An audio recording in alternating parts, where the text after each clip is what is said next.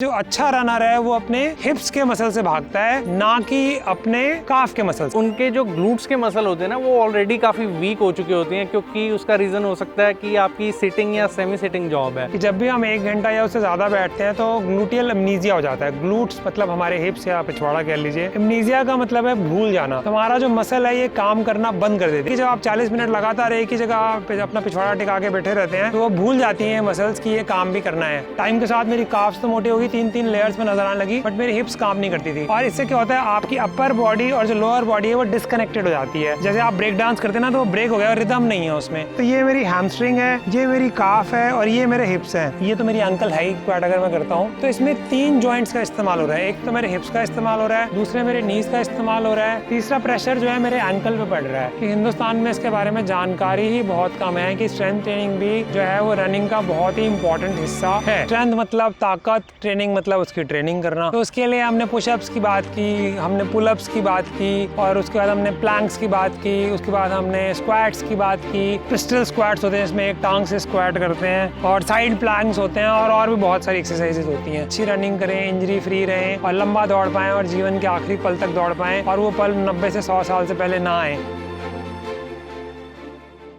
नमस्कार दोस्तों, running principal की सीरीज़ में जो अब हम वीडियो बना रहे हैं वो बना रहे हैं स्ट्रेंथ ट्रेनिंग पे।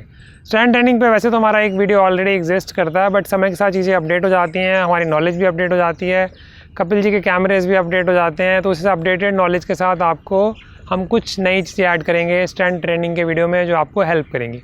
अक्सर क्या होता है, लोग जब भागना शुरू करते हैं तो कुछ लोग तो एथलेटिक रहते हैं और कुछ लोगों को बीमारियां होती हैं। उसके बाद वो 30-40 साल की उम्र में डॉक्टर के बोलने की वजह से, अपनी किसी फ्रेंड की वजह से या किसी और चीज़ की वजह से, या उनकी फाइनेंशियल नीड्स पूरी हो जाती हैं तो वो भागना दौड़ना शुरू कर देते हैं। तो लेकिन जब वो भागना दौड़ना शुरू करते हैं तो एक्चुअली वो शुरू करते हैं अपनी काफ से, जबकि जो हमारी स्ट्रॉन्गेस्ट मसल जो होती है वो ग्लूट्स होती है। बल्कि सिद्धार्थ ने तो एक बार मुझे कमेंट भी बताया था, we run from the glutes. Glutes मतलब हमारा पिछवाड़ा या हमारे हिप्स या हमारे बट्स। बाकी मैं शब्द इस्तेमाल नहीं करना चाहूँगा, आपके मन में खुद ही आगे होंगे। तो ओवर टू सिद्धार्थ। रनर्स का जो सबसे बड़ा ग्रुप ऑफ मसल्स होता है वो होते हैं ये ग्लूट्स, यानी कि हमारा हिप का ये वाला पार्ट।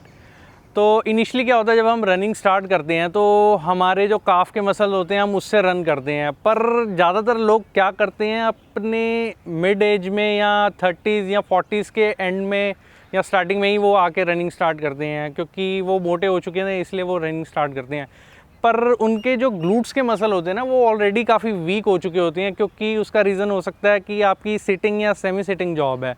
तो काफ़ी लंबा बैठने पे या काफ़ी देर तक बैठने पे, कई बार लोग एंट्रेंस की भी प्रिपरेशन करते हैं तो उसमें काफ़ी लंबी आवर्स तक वो बैठ के प्रिपेयर करते हैं, बैठे रहते हैं और काफ़ी इनएक्टिव रहते हैं थ्रू आउट द लाइफ। और उसके बाद जब वो मोटे होते हैं तो फिर वो भागना शुरू करते हैं, और वो भागते हैं, उनको ये लगता है कि वो क्वाड से, हैमस्ट्रिंग से या काफ मसल से भाग रहे हैं, पर ऐसा बिल्कुल नहीं है। मैं एक बार इसमें बीच में थोड़ा सिंप्लीफाई करना चाहूँगा। बेसिकली क्या होता है, जैसे मैं डॉक्टर हूँ, मेरा सिटिंग जॉब है, सिद्धार्थ का जो है टेलरिंग जॉब है, तो हम दोनों का सिटिंग जॉब है। और रिसर्च क्या कहती है कि जब भी हम 1 घंटा या उससे ज़्यादा बैठते हैं तो ग्लूटियल अमनीजिया हो जाता है। ग्लूट्स मतलब हमारे हिप्स या पिछवाड़ा कह लीजिए, अमनीजिया का मतलब है भूल जाना। तो हमारा जो मसल है ये काम करना बंद कर देती है। कई बार आपने व्हाट्सएप पे एक बार मैंने वीडियो देखा था, आपने भी शायद देखा हो, उसमें दिखाया गया था कि एक कुर्सी थी, उस पर बर्गर था, उस पर पेप्सी थी, उस पर दारू थी, उस पर सिगरेट थी। तो आपका ध्यान जाएगा इनमें से सबसे बुरी चीज़ कौन सी है और मैं कौन सी कर रहा हूँ, और एंड में उसका आंसर आता है चेयर। तो पहली बार तो मुझे भी वो समझ नहीं आया, मैंने पहली बार वो वीडियो देखा था।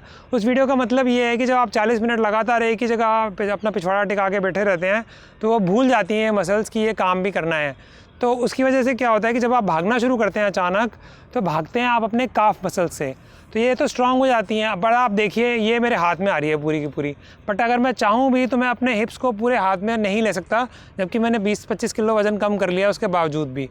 तो जैसा कि सिद्धार्थ ने बताया था कि जो अच्छा रनर है वो अपने हिप्स के मसल से भागता है, ना कि अपने काफ के मसल से। और काफ के मसल के भागने की मुझे एक बड़ी कीमत चुकानी पड़ी, क्योंकि मुझे आइडिया ही नहीं था कि, और मेरे को होता भी ऐसा था कि मैं सारा दिन अपने ऑफिस में बैठ रहता था, शाम को मुझे अजीब सी पीठ में दर्द होती थी गाड़ी चलाते और मुझे बहुत दिक्कत आती थी। और धीरे धीरे जब मैं भागता रहा, मैंने हाफ मैराथन की, मैंने फुल मैराथन की, मैंने लद्दाख मैराथन की, मैंने 2 बार हाफ आयरन मैन कर लिया, और एक बार मैंने फुल आयरनमैन भी ट्राई किया जो मैं पूरा नहीं कर पाया। उसके बाद मेरा दोबारा जो था एक और हाफ आयरनमैन का इवेंट था जिसको मैंने करने से पहले मुझे दिक्कत स्टार्ट हो गई और उसके बाद 19 महीने तक मैं भाग नहीं पाया। उसका रीज़न क्या है, मुझे एक्लेस टेंडनाइटिस हो गया। एक्लेस टेंडनाइटिस का मतलब है ये जो टेंडन होता है, अब आपने ट्रॉय पिक्चर देखी है, नहीं देखी तो कोई बात नहीं, उसका नाम एक्लेस होता है। तो ये टेंडन का नाम एक्लेस टेंडनाइटिस होता है। उसकी कहानी में नहीं जाऊँगा मैं क्यों होता है एक्लेस टेंडनाइटिस, दुर्योधन से कुछ कॉन्सेप्ट मिलता जुलता है कि चलो मैं चले जाता हूँ। उसकी माँ ने जब उसको पकड़ के पानी में डाला था जिससे कि उसकी बॉडी एकदम सब कुछ मस्त हो जाती है और उसको कोई चोट नहीं लगती, क्योंकि उसकी माँ ने उसको यहाँ से पकड़ा था जैसे बच्चों को उल्टा पकड़ते हैं, तो एक्लेस टेंडन जो है वो बच गया था। तो उसको जब तीर एक्लेस टेंडन पे लगा तो वो मर गया था। That was the story. तो इसीलिए इसे एक्लेस टेंडनाइटिस बोलते हैं। टेंडनाइटिस का मतलब है इन्फ्लेमेशन हो जाती है। तो हुआ क्या कि जब मैं लगातार भाग रहा हूँ और मैं कई साल से भागा नहीं, 7-8 साल से पैसे कमाने के चक्कर में, तो उसकी वजह से मैंने हिप्स मसल्स को डेवलप नहीं किया, मैंने कोई स्ट्रेंथ ट्रेनिंग नहीं की। टाइम के साथ मेरी काफ्स तो मोटी हो गई, 3-3 लेयर्स में नजर आने लगी, बट मेरी हिप्स काम नहीं करती थी। और इससे क्या होता है, आपकी अपर बॉडी और जो लोअर बॉडी है वो डिस्कनेक्टेड हो जाती है। जैसे आप ब्रेक डांस करते हैं ना, तो वो ब्रेक हो गया और रिदम नहीं है उसमें। तो जाने अनजाने में मुझे वो इंजरी होनी ही थी। उस इंजरी को मैं रोक ही नहीं सकता था। उस इंजरी को रोकने का एक ही तरीका था, वो था स्ट्रेंथ ट्रेनिंग। सिद्धार्थ ने काफ़ी अच्छे शब्द इस्तेमाल किए। एक तो काफ, जो हमारी पिंडलियाँ जिसको हम हिंदी में कहते हैं, क्वाड्रिसेप्स इसलिए बोलते हैं बीइंग ए डॉक्टर, यहाँ पे 4 मसल्स होती हैं एक्चुअली, एक यहाँ होती है, 2 यहाँ होती है, एक और भी होती है, तो इसको क्वाड्रिसेप्स बोलते हैं। हैमस्ट्रिंग जो होती है पीछे वाली होती है, आपने देखा होगा वो क्रिकेट के ग्राउंड में लोग लेट जाते हैं, उसके बाद वो अपनी टांगें यूँ सीधी कराते रहते हैं। जैसे नॉर्मली अगर आपको अपनी हैमस्ट्रिंग स्ट्रेच करनी हो ना, तो आपको कुछ इस तरह से करना पड़ेगा। तो ये मेरी हैमस्ट्रिंग है, ये मेरी काफ है और ये मेरे हिप्स हैं, और ये तो मेरी अंकल है ही। तो इसमें one of the best exercise जो मानी जाती है वो होती है स्क्वाट्स। अब जैसे नॉर्मली जैसे मैं ऐसे स्क्वाट करूँगा, सिंपल स्क्वाट अगर मैं करता हूँ, तो इसमें 3 जॉइंट्स का इस्तेमाल हो रहा है। एक तो मेरे हिप्स का इस्तेमाल हो रहा है, दूसरे मेरे नीज़ का इस्तेमाल हो रहा है, तीसरा प्रेशर जो है मेरे एंकल पे पड़ रहा है। तो इस तरह से अगर मैं रेगुलर एक्सरसाइज करता हूँ तो मेरी थाइज़ भी स्ट्रॉन्ग हो जाएंगी, मेरे हिप्स भी स्ट्रॉन्ग हो जाएंगे, और जब मैं रनिंग करूँगा तो जैसा कि सिद्धार्थ ने बताया, we will be running from our hips. तो दोस्तों ये तो हुई ग्लूट्स की बात। अब करते हैं अपर बॉडी की बात। ज़्यादातर रनर्स जो हैं अपर बॉडी को नेग्लेक्ट करते हैं, उसको स्ट्रेंथन नहीं करते। तो होता क्या है कि जैसे हमें चेस्ट के मसल को भी स्ट्रेंथन करना चाहिए, शोल्डर को भी करना चाहिए, बैक को भी करना चाहिए और कोर के एरिया को भी करना चाहिए। ज़्यादातर लोग क्या करते हैं, अपने डोले वगैरह बना लेंगे या थोड़े बहुत शोल्डर बना लेंगे अपने आप को वाइड दिखाने के लिए। पर जब हम अपनी स्ट्रेंथ ट्रेनिंग के ऊपर, अपर बॉडी के ऊपर भी फोकस करते हैं, तो उससे क्या होता है कि over the period of time हमें इंजरी के चांसेस कम हो जाते हैं और हमारा परफॉर्मेंस पहले से ज़्यादा बेटर हो जाता है। तो हमारी अपर बॉडी और लोअर बॉडी में डिस्कनेक्ट हो रहा होता है। तो उसके बाद साथ साथ में हम रनिंग भी कर रहे होते हैं। पहले हम 10 किलोमीटर्स करते हैं, हमारे सराउंडिंग में लोगों को पता चलता है धीरे धीरे। फिर हम 21 किलोमीटर भी करते हैं, जो 21.1 किलोमीटर, जो कि हाफ मैराथन का डिस्टेंस होता है। हमें काफ़ी मेडल्स मिलते हैं और हमारे आसपास में लोग इंस्पायर भी होते हैं हमसे। सिद्धार्थ को मैं 1 मिनट के लिए रोकना चाहूँगा। बेसिकली दोस्तों क्या होता है, एक तरफ तो हमें वाह मिल रही होती है, हमें मेडल मिल रहे होते हैं, हम हाफ मैराथन कर रहे हैं, फुल मैराथन कर रहे हैं, लोग हमसे इंस्पायर हो रहे हैं, हमारे बच्चों ने भागना शुरू कर दिया है, हमारी बीवी का वज़न कम होना शुरू हो गया, हमारे दोस्तों ने 5-10 किलोमीटर भागना शुरू कर दिया है और हमें बहुत ही कॉन्फिडेंट और सुपरमैन की फीलिंग आ रही है। और अचानक ही हमारी एक दिन नी में दर्द होने लगती है और हमारे एंकल में दर्द होने लगती है, फिर हमारी पीठ में दर्द होने लगती है, फिर हमारे अपर बैक में दर्द होने लगती है।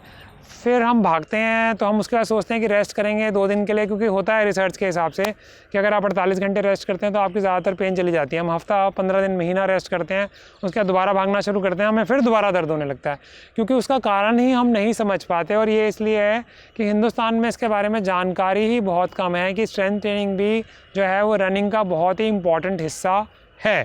और कम से कम हमें हफ्ते में 2 से 3 बार, मतलब मैं तो ये कहूँगा कम से कम 3 बार आपको स्ट्रेंथ ट्रेनिंग करनी चाहिए, जो मिनिमम 20 मिनट्स की होनी चाहिए, मैक्सिमम वो 30 मिनट्स की होनी चाहिए।